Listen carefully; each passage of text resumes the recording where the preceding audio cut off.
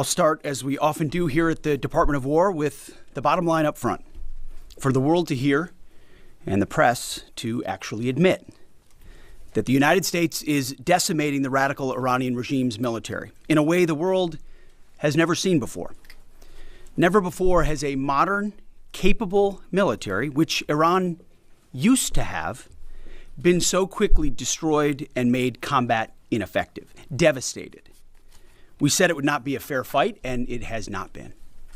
As I stated during our first press conference on day 2, that was 10 short days ago, the combination of the world's two most powerful air forces is unprecedented and unbeatable. Between our air force and that of the Israelis, over 15,000 enemy targets have been struck. That's well over 1,000 a day. No other combination of countries in the world can do that. So today, as we speak, we fly over the top of Iran and Tehran. Fighters and bombers all day picking targets as they choose. As our intelligence gets better and better and more refined. Looking up, the IRGC and Iranian regime sees only two things on the side of aircraft: the stars and stripes and the Star of David. The evil regime's worst nightmare. Iran has no air defenses. Iran has no air force. Iran has no navy. Their missiles, their missile launchers, and drones being destroyed or shot out of the sky. Their missile volume is down 90%. Their one-way attack drones yesterday, down 95%. And as the world is seeing, they are exercising sheer desperation in the Straits of Hormuz. Something we're dealing with. We have been dealing with it, and don't need to worry about it. We're on plan to defeat, destroy, disable all of their meaningful military capabilities at a pace the world has never seen before. But it's not just that Iran doesn't have a functioning air force, or that their entire navy is at the bottom of the Persian Gulf, or their missile force is shrinking daily. Even more importantly, they also don't have the ability to build more. That's the most important component I'd like to emphasize today. Soon and very soon, all of Iran's defense companies will be destroyed. For example, as of 2 days ago, Iran's entire ballistic missile production capacity, every company that builds every component of those missiles, has been functionally defeated, destroyed. Buildings, complexes, and factory lines all across Iran destroyed. So we're shooting down and destroying what missiles they still have in stock, but more importantly, ensuring that they have no ability to make more. Their production lines, their military plants, their defense innovation centers, defeated. Iran's leadership is in no better shape. Desperate and hiding, they've gone underground, cowering. That's what rats do. We know the new so-called not-so-supreme leader is wounded and likely disfigured. He put out a statement yesterday, a weak one, actually, but there was no voice and there was no video. It was a written statement. He called for unity. Apparently killing tens of thousands of protesters is his kind of unity. Iran has plenty of cameras and plenty of voice recorders. Why a written statement? I think you know why. His father, dead.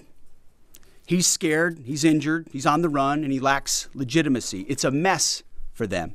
Who's in charge? Iran may not even know. With every passing hour, we know, and we know they know, that the military capabilities of their evil regime are crumbling. They can barely communicate, let alone coordinate. They're confused, and we know it. Our response? We will keep pressing. We will keep pushing, keep advancing. No quarter, no mercy for our enemies. Yet some in this crew, in the press, just can't stop. Allow me to make a few suggestions. People look up at the TV and they see banners, they see headlines. I used to be in that business. And I know that everything is written intentionally. For example, a banner or a headline, Mideast war intensifies, splashing on the screen the last couple of days, alongside visuals of civilian or energy targets that Iran has hit, because that's what they do. What should the banner read instead? How about Iran increasingly desperate? Because they are. They know it, and so do you, if it can be admitted. Or more fake news from CNN. Reports that the Trump administration underestimated the Iran war's impact on the Strait of Hormuz. Patently ridiculous, of course. For decades, Iran has threatened shipping in the Strait of Hormuz. This is always what they do, hold the strait hostage. CNN doesn't think we thought of that. It's a fundamentally unserious report. The sooner David Ellison takes over that network, the better. Another example of a fake headline that I saw yesterday: war widening. Here's a real headline for you for an actual patriotic press. How about Iran shrinking, going underground? You see, Iran's leaders are hiding in bunkers and moving into civilian areas. The only thing that is widening is our advantage. Not to mention our Gulf partners stepping up even more, now going on the offense, and have always been with us on the defense with collective and integrated air defenses. Our will, it is unshakable. Our options, maximized, and our capabilities still building. We're going up, they're going down. As I said from the start, President Trump holds the cards. He'll determine the pace, the tempo, and the timing of this conflict. His hand firmly on the wheel, as well as on the throttle setting. America first, peace through strength in action. From day one, as our nation expects and the president demands, our warriors have fought with lethality, precision, and rapid innovation. In fact, today will be, yet again, the highest volume of strikes that America has put over the skies of Iran and Tehran. The number of sorties and number of bomber pulses, the highest yet, ramping up and only up. And quantity has a quality of its own as we continue to ramp up. Every tool of AI, of cyber, of space, EW, counter-UAS, you name it, we're employing it. Blinding, confusing, and deceiving our enemy. Because we know who the good guys are here. And the American people do too. And that makes my job simple. I serve God, the troops, the country, the Constitution, and the President of the United States, and answer only to those.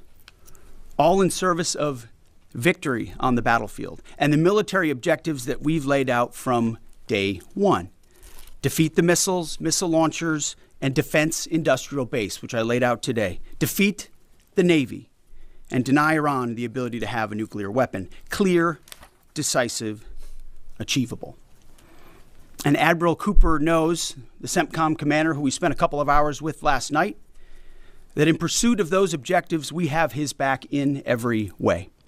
His commanders know that, and so do the troops in harm's way. Admiral Cooper gets what he needs, the assets, the authorities, the munitions, you name it. We will stop at nothing to win. War is hell. War is chaos. And as we saw yesterday with the tragic crash of our KC-135 tanker, bad things can happen. American heroes, all of them. And as I have with all of them, as we have, we will greet those heroes at Dover, and their sacrifice will only recommit us to the resolve of this mission. But war in this context and in pursuit of peace is necessary, which is why each day on bended knee we continue to appeal to heaven, to Almighty God's providence, to watch over and give special skill and confidence to our leaders and to our warriors.